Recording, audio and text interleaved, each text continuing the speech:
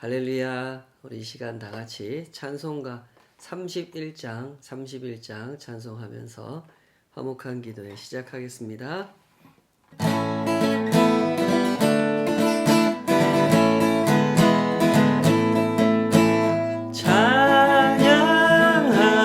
찬양하라 복되신 구세주 예수, 백성들아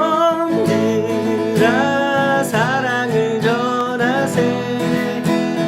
경배하라 하늘의 천군과 천사, 주님 앞에 영광을 돌리세.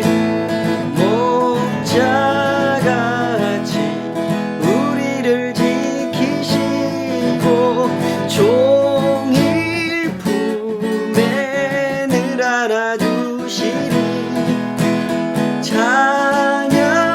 찬양하라 높으신 권세를 찬양, 찬양, 찬양 영원히 들으세.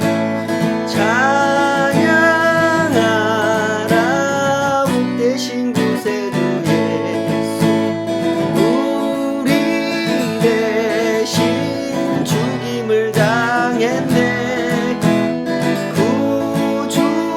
예수 영원한 구원의 소망, 경배하며 겸손히 절하세. 찬양하라 우리 죄 지신 예, 그의 사랑 한없이 크셔라. 찬양하라 높으신 권세를 찬양, 찬양, 찬양 영원히 들으세. 찬양하라 복되신 구세주 예수, 천사들아 즐겁게 찬양해. 예수 영원히 다스리시니 멸류관을 주 앞에 드리세. 구주 예수 세상을 이기시고 영광 중에 또다시 오시니. 찬양하라 높으신 권세를 찬양, 찬양, 찬양 영원히 드리세. 아버지 하나님, 하루하루가 주님을 찬양하는 마땅히 그러한 예배의 날, 예배의 한순간 한순간이 되어야 할 줄 믿습니다. 우리의 심령에 복음의 빛을, 구원의 광명을 허락하여 주셨으니 주님께서 하신 일의 영광을 더 진실된 마음으로, 신실한 마음으로 바라보고 따라가게 하여 주시옵소서. 우리의 무지한 것과 또 마음의 우둔한 것을 아시오니 쉼없이 찾아오는 어두움과 세상의 염려 앞에서 주님 앞서가신 그 걸음을 놓치지 않고 잘 따라갈 수 있도록 저희들의 연약한 것을 도와주시옵소서. 주의 손이 얼마나 신실하게 일하시는지 주의 말씀의 그 능력 앞에 오늘도 주님 뵙기를 원하오니 우리의 마음을 주장해 주시고 활짝 열고 주의 일하심을 경험하게 하여 주시옵소서. 예수님의 이름으로 기도하옵나이다. 아멘. 네, 오늘은 누가복음 우리 새해가 시작되어 누가복음 큐티 열심히 하고 계실 줄로 믿습니다. 책도 바뀌고 저희 집 식구들도 좀 더 쉬운 책으로 바뀌었다고 좋아하고 있는데 기왕에 이렇게 된 거 열심히 큐티 하시고 또 성경을 배워 가시고 또 그 말씀 붙들고 기도하시면 넘치는 은혜가 있을 줄로 믿습니다. 오늘은 누가복음 2장 21절에서 40절까지 주어진 본문 말씀 붙들고 마음의 생각을 드러내려 함이니라, 이런 제목으로 하나님 말씀 함께 살펴보도록 하겠습니다. 이야기를 들려주는 사람은요, 다양한 종류가 있겠습니다만은 이렇게 구분할 수도 있겠죠. 이야기를 잘 정리해서 들려주는 사람이 있고, 두서없이 막 이쪽으로 갔다 저쪽으로 갔다 이야기하는 사람도 있죠. 감사하게도 이 누가라고 하는 분은 이야기를 참 잘 정리해서 설명해주는 그런 은사를 가졌고, 또 그렇게 글을 쓰려고 노력한 분입니다. 때문에 누가가 들려주는 예수님 이야기는 구성력이 뛰어난 이야기다, 이렇게 표현할 수도 있을 것 같습니다. 하나하나의 이야기들을 연결해가는 이 누가의 솜씨가 굉장히 신중하고 정교합니다. 전체의 이야기를 시작하면서 우리가 1장, 2장을 보아가고 있는데, 보시는 것처럼 누가가 이 이야기를 구성해가는 그 솜씨가 굉장히 신중하고 진지하고 정교합니다. 누가는 이 앞부분에서 구원자의 탄생, 예수님의 탄생 이야기를 들려주고 있죠.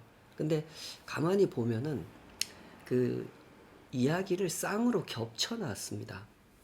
침례 요한 이야기하고 예수님 이야기를 겹쳐서 이렇게 설명해 가고 있죠. 1장 1절부터 4절까지는 누가복음 전체의 이 서론이라고 할 수 있는 부분. 내가 이 책을 왜 썼는가? 어떤 동기를 가지고 어떤 과정을 거쳐서 썼는가? 이런 거를 밝혀주고 있는 부분이고, 1장 5절부터 이제 본격적인 이야기가 시작이 되죠. 침례 요한의 출생 이야기를 25절까지 했다가 또 예수님의 출생과 관련된 이야기를 또 56절까지 했다가 또다시 침례 요한 이야기로 돌아와서 57절에서 80절까지 2장으로 오면 2장 1절에서 39절까지 예수님의 출생과 관련된 이야기를 이렇게 들려주죠. 이야기 이렇게 쌍으로 들려줍니다. 침례 요한의 출생과 관련된 그 수태고지 이야기, 이런 아이를 태어나게 할 거다라고 천사가 와서 알려주는 거, 이걸 한자말로 수태고지 이렇게 표현을 하죠. 침례 요한의 그 수태고지 이야기, 예수님의 수태고지 이야기, 침례 요한이 출생하고 이름 짓고 그와 관련해서 예언하는 이야기, 또 예수님이 출생하신 다음에 이름 짓고 그와 관련해서 예수님의 사역에 대해서 예언을 하는 그런 일련의 이야기들, 이렇게 의도적으로 이렇게 쌍을 이루어 놨어요. 이처럼 누가의 이야기 속에서 침례 요한과 예수님은 하나님의 구원을 세상 가운데 드러내는 데 있어서 함께 등장하는 그런 존재로 소개가 되고 있죠. 물론 역할은 분명히 구분이 되어 있습니다. 요한의 역할과 예수님의 역할은 분명히 차이가 있죠.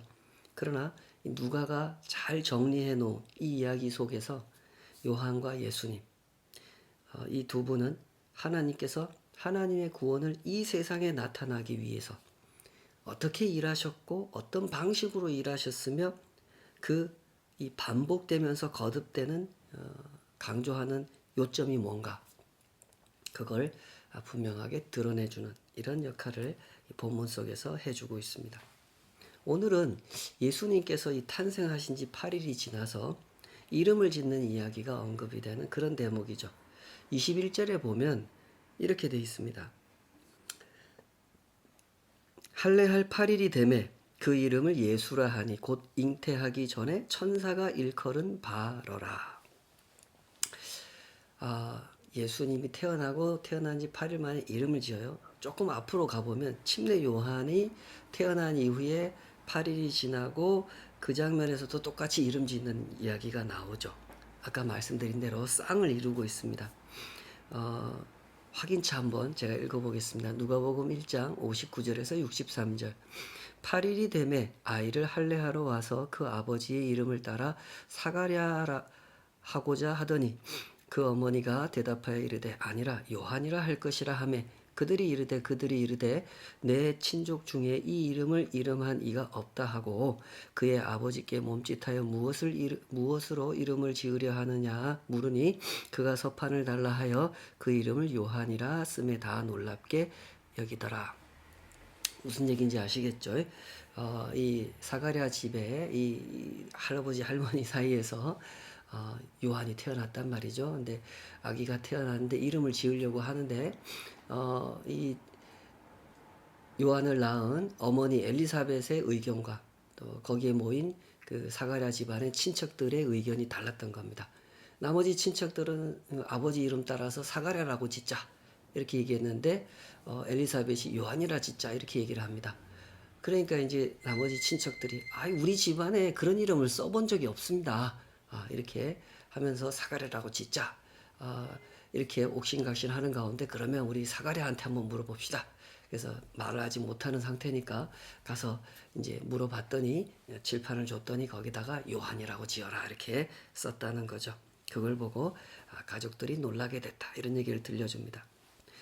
이렇게 보시는 바와 같이 요한의 탄생 이야기와 예수님의 탄생 이야기에서 동일하게 이렇게 쌍을 이루면서 이야기가 전개가 되는데 이름 짓는 이야기를 중요하게 다루고 있죠.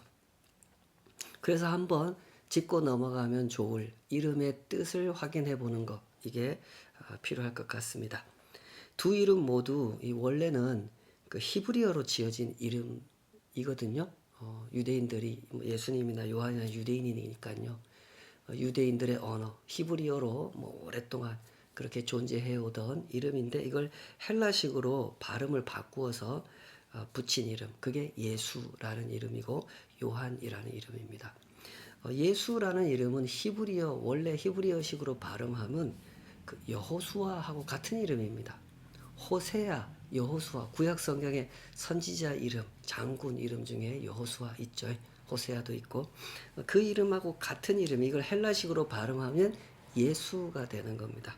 하나님께서 구원하신다 이런 뜻이죠. 요한이라는 이름도 마찬가지입니다.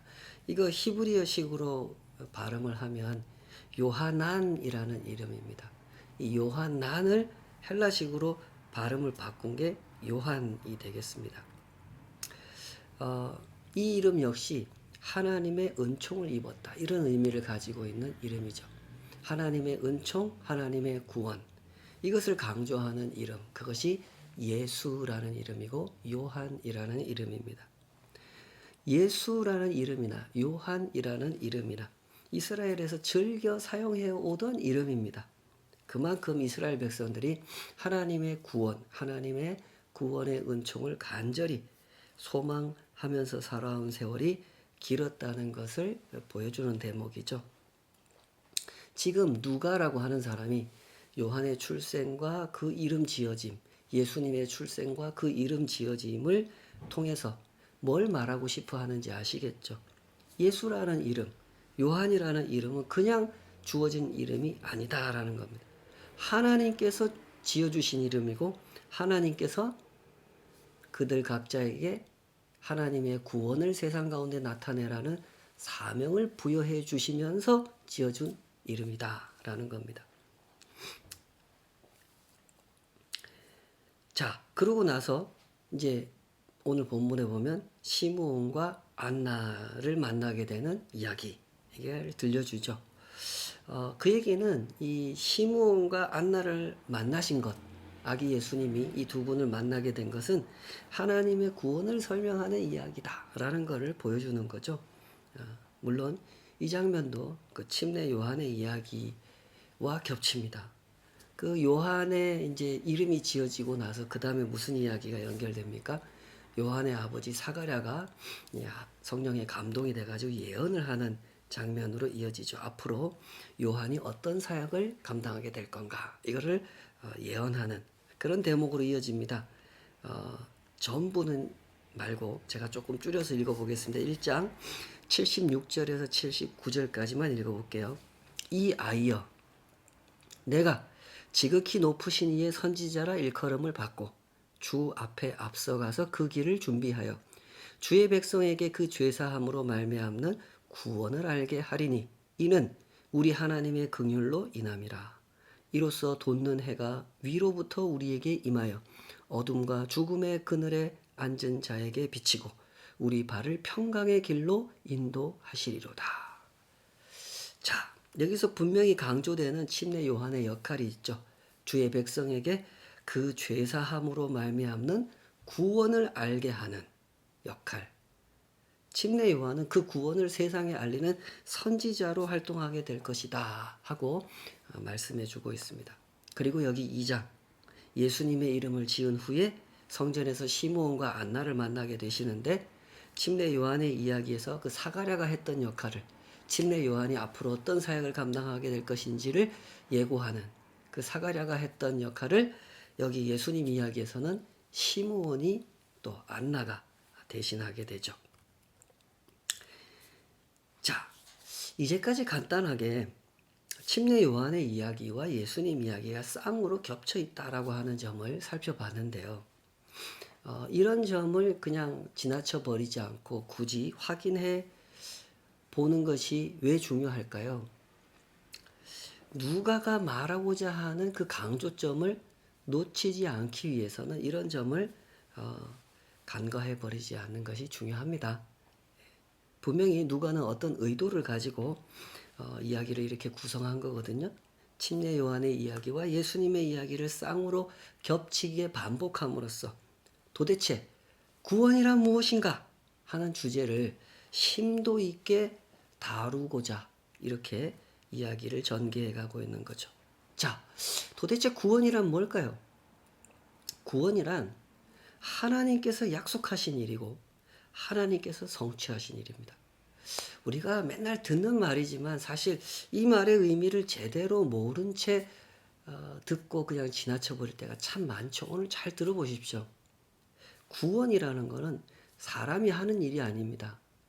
하나님이 계획하시고 하나님이 약속하시고 하나님이 성취하신 일입니다. 하나님께서 하나님의 방식대로 하나님의 때에 성취하신 일이죠. 구원이란 사람이 개입할 수 있는 일이 아니에요. 사람의 목적을 가지고 사람의 뜻대로 사람의 방식대로 성취하는 일이 절대 아닙니다. 구원이라는 주제에 있어서 사람이 할 수 있는 것은 하나님이 주신 약속을 믿고 기다리는 것뿐입니다. 가만히 돌아보면 우리가 이런 점에서 자주 잃어버리는 것 같아요.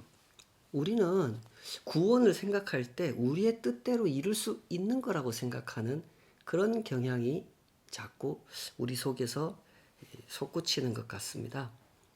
우리가 예배를 열심히 드리면, 우리가 봉사를 열심히 하면, 우리가 헌금을 조금 더 내면, 우리가 하나님을 위해 좀 더 좋은 건물을 지어 드리면, 우리가 하나님을 위해 더 많은 사람들을 모으면, 우리가 더 간절하게 구원을 기다리면 구원이 이루어진다고 우리는 생각하는 것 같습니다. 절대 그렇지 않죠. 누가가 그의 복음서를 통해서, 물론 누가 말고도 나머지 복음서 기자들도 똑같이 얘기하죠.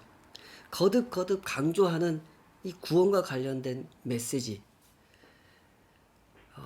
그것은 구원은 사람이 사람의 뜻대로 이루는 게 아니다라는 거죠.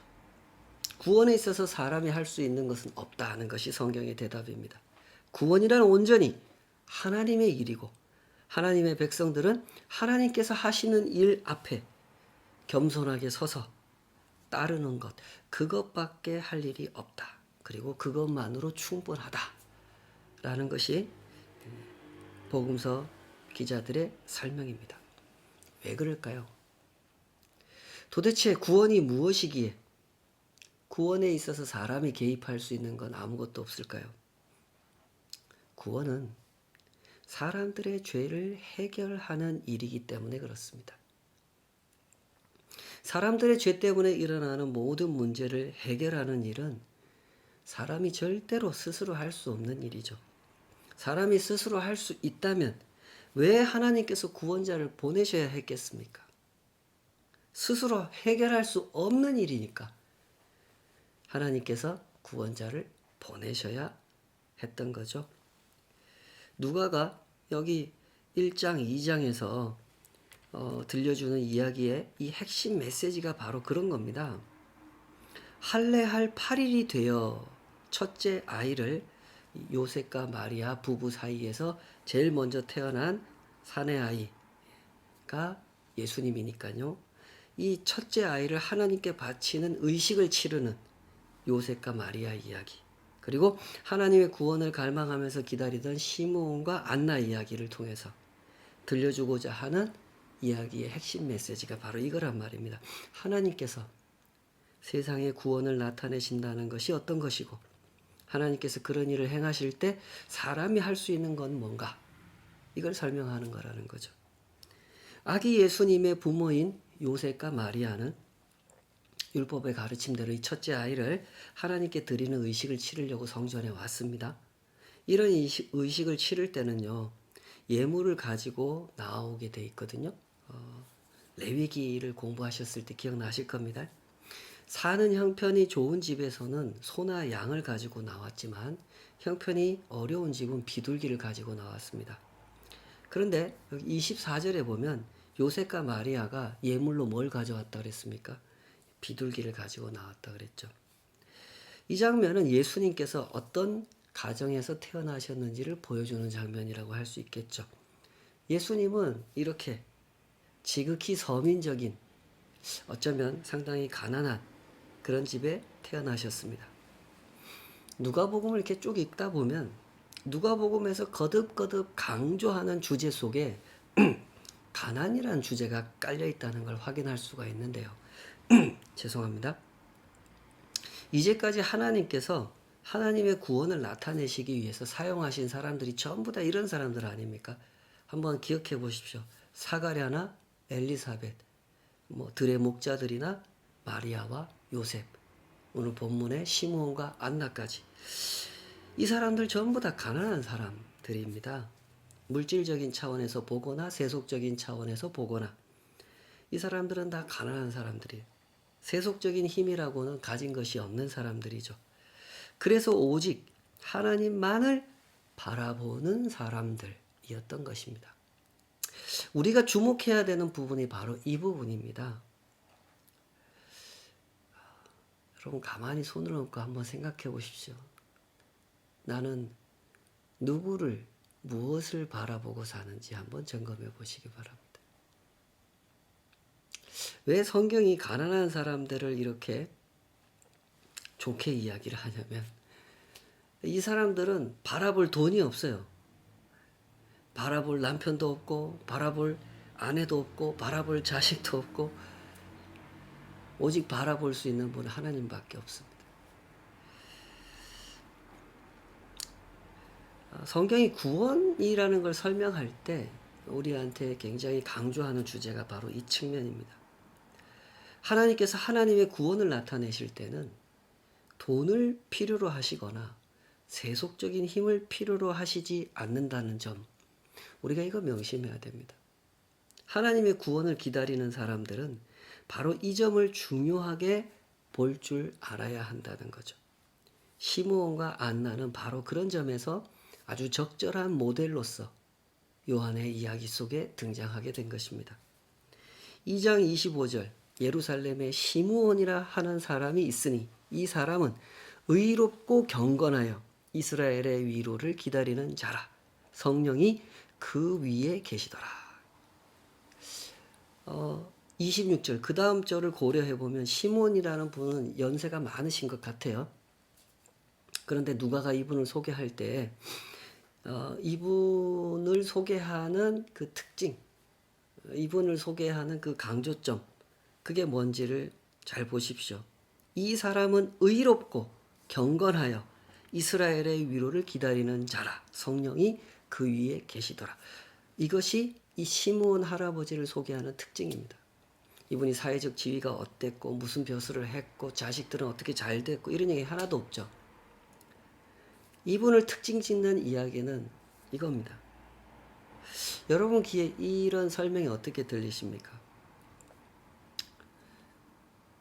이런 설명은 성경에서 사람에게 수여할 수 있는 가장 좋은 칭찬 중에 하나일 것입니다. 이 땅에 구원을 베푸시겠다고 약속하신 그 하나님의 입장에서 볼 때 어떤 사람이 가장 귀한 사람이겠습니까? 하나님께서 약속하신 것을 기다리는 사람이죠. 그 대표적인 사람이 시므온이고 안나인 겁니다. 시므온은 성령의 감동을 따라 기도하고 성령의 감동을 따라 행동하고 성령의 감동을 따라 하나님의 구원을 선포합니다. 안나는 보다 직접적으로 선지자라고 언급이 되어 있죠. 이 두 분의 공통점은 바로 여기에 있습니다. 두 분은 하나님의 말씀을 따라 살아가는 분들입니다. 이런 삶을 사모하시기 바랍니다. 하나님의 말씀을 따라 살아가는 사람, 이 사람한테 뭐가 더 필요하겠습니까? 이런 삶을 어떻게 돈으로 바꿀 수가 있겠습니까? 사실상 사람이 하나님의 구원을 기다린다는 것의 핵심, 그 본질이 여기에 있는 거 아니겠습니까? 하나님이 나의 하나님이 되시고 나는 하나님의 백성이 되어 살아가는 것. 이게 하나님의 구원을 기다린다는 것의 핵심이죠. 이 일을 위해서 반드시 필요한 게 무엇이겠습니까? 하나님의 말씀이 내 삶을 통치하는 것이죠. 시므온은 바로 그런 삶을 평생 살아온 사람이었던 것입니다. 때문에 그를 설명할 때 의롭고 경건하여 이스라엘의 위로를 기다리는 사람, 성령이 그 위에 계시는 사람이라고 소개를 한 것이죠. 자, 다시 한번 이 질문 앞에 서 보십시다. 도대체 구원이란 무엇입니까? 세상은 언제나 구원을 바라고 세상에는 언제나 구원을 정의하는 다양한 의견이 있습니다. 예수님께서 탄생하셨을 때도 그랬죠. 우리 누가복음 앞부분에 나옵니다마는 가이사 아구스토라는 사람은 그렇게 주장했거든요. 내가 세상의 구원자고 로마가 구원이다. 이렇게 주장했어요. 내가 로마라는 대제국을 건설해서 더 이상 전쟁이 일어나지 않도록 내가 세상을 만들지 않았냐. 세상에 평화를 가져왔고 세상에 번영을 가져왔고 내가 세상의 진정한 구원자가 아니냐. 그렇게 주장한 사람이 가이사 아구스토입니다. 그것은 힘을 가진 사람들, 지배권을 가진 사람들이 주장하는 구원이었죠. 그러나 유대인들은 그런 구원을 받아들일 수 없었죠. 유대인들은 로마를 물리치는 것이 구원이라고 생각했습니다. 유대인들이 주장하는 구원은 억압당하는 사람들, 지배권을 상실한 사람들이 주장하는 구원이었죠. 그래서 유대인들은 정치 지도자가 나타나기를 기다렸습니다. 로마 제국을 물리쳐내고 유대인들을 통합시키는 그런 왕을 기다렸죠. 그것이 구원이고 그런 일을 이루어내는 분이 구원자라고 유대인들은 생각했던 겁니다. 그래서 예수님을 거부했던 거죠. 잠시 예수님을 주목하고 따르는 사람들은 있었지만 예수님께서 힘없이 십자가에 매달리실 때 예수님이 그 구원자라고 생각했던 사람들까지도 예수님을 다 떠나버리지 않았습니까? 뭐가 문제였을까요? 구원이 무엇인지 몰랐던 겁니다. 그게 문제였죠. 그러나 성령의 감동을 따라 기도하던 하나님의 구원을 기다리던 시므온은 제대로 알고 있었습니다. 누가복음 2장 34절에 35절 시므온이 그들에게 축복하고 그의 어머니 마리아에게 말하여 이르되 보라 이는 이스라엘 중 많은 사람을 패하거나 흥하게 하며 비방을 받는 표적이 되기 위하여 세움을 받았고 또 칼이 내 마음을 찌르듯 하리니 이는 여러 사람의 마음의 생각을 드러내려 함이니라 하더라. 여기서 시므온은 두 가지 중요한 사실을 예고하죠. 예수님께서 앞으로 어떤 사역을 하실 건가. 침례 요한 이야기에서는 사가랴가 예고했던 것처럼 예수님 이야기에서는 시므온이 예고하죠. 여기서 두 가지를 예고하는데요. 첫째로 예수님께서 십자가 고난을 당하게 되실 것을 예고합니다. 이스라엘 중 많은 사람을 패하거나 흥하게 하며 비방을 받는 표적이 되기 위해서 세움을 받은 분이다. 이 아기 예수님은. 이게 첫 번째 예고고, 두 번째 이야기는 예수님께서 하시는 사역이 사람들의 마음을 찌르는 사역이 되고 사람들 그 마음속의 생각을 드러내는 사역이 될 거다 라고 예고했죠. 하나님의 구원을 이 세상에 알리는 일이라고 하는 것은 이런 일입니다. 사실은 사람들이 하나님을 원하지 않는다는 것을 알려주는 일이죠. 참 역설적이죠. 하나님의 구원을 기다린다고 주장하는 사람들에게 예수님이 와서 하신 사역은 사실은 너희는 하나님의 구원을 기다리지 않는다. 너희는 너희가 원하는 구원을 기다린다. 너희 마음에 하나님을 사랑하는 마음이 없다. 이걸 알려주는 것이 예수님의 사역이죠. 그것이 바로 죄의 본질이고 그것이 곧 예수님과 하나님의 입장에서 볼 때 구원의 대상이라는 사실을 알리셔야 하는 일, 그것이 예수님의 일이었습니다. 권력을 가진 사람들은 가진 사람들대로 하나님을 거부하고 권력을 갖지 못한 사람들은 갖지 못한 사람들대로 하나님을 거부하는 세상. 예수님은 그런 세상의 속살을 드러내시고 마음을 찌르는 사역을 하셔야 합니다. 사람들이 저마다 입을 열면 구원을 받았다고 말을 하는데 그 사람들이 말하는 구원이라고 하는 것은 언제나 너무나 자기중심적인 구원이라는 진실. 하나님께서 약속하신 구원과는 아무런 상관이 없는 것임을 폭로하셔야 하는 것. 예수님이 하셔야 하는 일은 그런 일이었습니다. 그러니 어찌 고난을 피할 수가 있으셨겠습니까? 십자가를 지실 수밖에 없었던 거죠. 예수님께서 우리를 위해서 하신 일의 핵심이 무엇인지, 그 구원이 무엇인지를 주목하시기 바랍니다. 그것은 우리 마음의 실체를 보게 하는 일입니다. 2000년 전에 그 유대인들에게만 해당되는 일이 아니죠. 오늘 우리에게도 똑같이 해당되는 일입니다. 예수님은 우리 마음의 실체를 보게 하려고 하십니다. 가진 자가 바라는 구원이 다르고 못 가진 자가 바라는 구원이 다르며 일이 잘 되는 사람이 생각하는 구원이 다르고 일이 안 되는 사람이 생각하는 구원이 다른 현실. 이 세상의 진면목을 보게 하려고 하시는 거죠. 우리가 하나님의 구원을 바라보되 얼마나 자기중심적으로 바라보고 싶어 하는지, 감히 하나님의 구원에다가 내가 더하고 싶은 걸 더하고 내가 빼고 싶은 걸 빼고 그러고 싶어 하는지, 그 진실을 보게 하시는 일, 그것이 예수님께서 하신 일이고 성령께서 하시는 일입니다. 2장 35절 또 칼이 내 마음을 찌르듯 하리니 이는 여러 사람의 마음의 생각을 드러내려 함이니라. 여기서 말하는 칼은 해치는 칼이 아닙니다. 당연하죠. 예수님께서 누구를 해치겠습니까? 여기서 말하는 칼은 수술용 칼입니다. 수술을 하려면 배를 갈라야 하지 않겠습니까? 예수님의 폭로는 우리를 힘들게 하는 것이지만 우리를 해치는 것은 아닙니다. 잘 이해해 보시기 바랍니다. 수술을 하려고 하시는 것이죠. 죽이려고 하시는 게 아닙니다. 그러므로 우리는 마음을 열어야 됩니다. 예수님의 수술대 위에 누워야 되죠.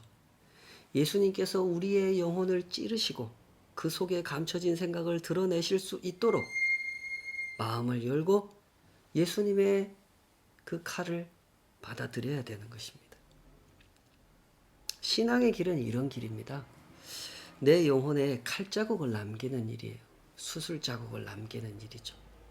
아프지만 힘들지만 그 찔림을 통해서 치료받는 길, 그 길이 신앙의 길입니다. 그때 우리는 비로소 구원이라는 것을 올바로 이해하게 되고 그 속에 담긴 하나님의 사랑을 진실한 마음으로 사모할 수 있게 되는 것이고, 건강해진 영혼, 건강해진 몸으로 시므온처럼 안나처럼 섬기는 삶을 살아갈 수 있는 것입니다. 이런 은혜를 사모하고 이런 은혜를 경험하게 되기를 우리 깨어 기도하십시다. 한 해 어떻게 살아가기를 소원하십니까? 한 해를 다 살 수 있을지, 참 어떻게 버텨낼지 우리가 알 수 있는 것은 없습니다만은 우리 분명히 기도할 수 있을 겁니다. 하나님께서 보여주신 구원에 대해서 제대로 알고 올바로 알고 그 구원을 참 진실한 마음으로 사모하고 누리는 그 구원을 증거하는 그런 한 해를 살 수 있다면 얼마나 좋겠습니까? 그렇게 살아가게 해달라고 우리 매일매일 함께 기도하십시다. 아버지 하나님, 오늘도 주님의 이름을 부릅니다. 힘이 없어서, 자신이 없어서, 부끄러워서 늘 주님의 이름을 부릅니다. 하나님께서 나타내시는 구원이 무엇인지 예수님 믿는다 하면서도 참 오랫동안 잘못 알고 지내왔던 시간들, 잘못 알았기 때문에 그 구원을 잘못 증거할 뿐만 아니라 잘못 살았던 시간들이 너무나 많습니다. 하나님 말씀을 통해서 이제 우리의 눈이 열리고 마음이 고쳐지고 삶이 변화되기를 원하오니 주여 우리를 불쌍히 여겨 주시옵소서. 시므온의 기도, 그 깊은 영혼의 힘을, 안나의 섬김, 그 깊은, 감히 참 헤아리기 어려운, 이도 저도 바라볼 데 없어 오직 하나님밖에 바라볼 데가 없는, 그래서 더욱 간절하게, 그래서 더욱 진실하게, 그래서 더욱 겸손하게 하나님만 바라보며 하나님의 구원을 기다리며 살아온 그 깊고 깊은 기도를 주님 저희들도 배워갈 수 있게 하여 주시옵소서. 조금 안다고, 조금 가졌다고 너무나 쉽게 교만해지는 저희들의 마음입니다. 부디 우리를 불쌍히 여겨주시고 참된 기도의 순례길을 걸어갈 수 있도록 우리를 놓지 마시고 이끌어 주시옵소서. 한 해를 그렇게 살아가길 소원합니다. 무엇을 만나든지 그 앞에서 살아있는 기도의 영광을 체험할 수 있게 하여 주시옵소서. 하나님의 말씀을 따라 성령의 감동을 따라 우리에게 허락하신 길을 신실하게 걸어갈 수 있도록 붙잡아 주시옵소서. 예수님의 이름으로 기도하옵나이다. 아멘.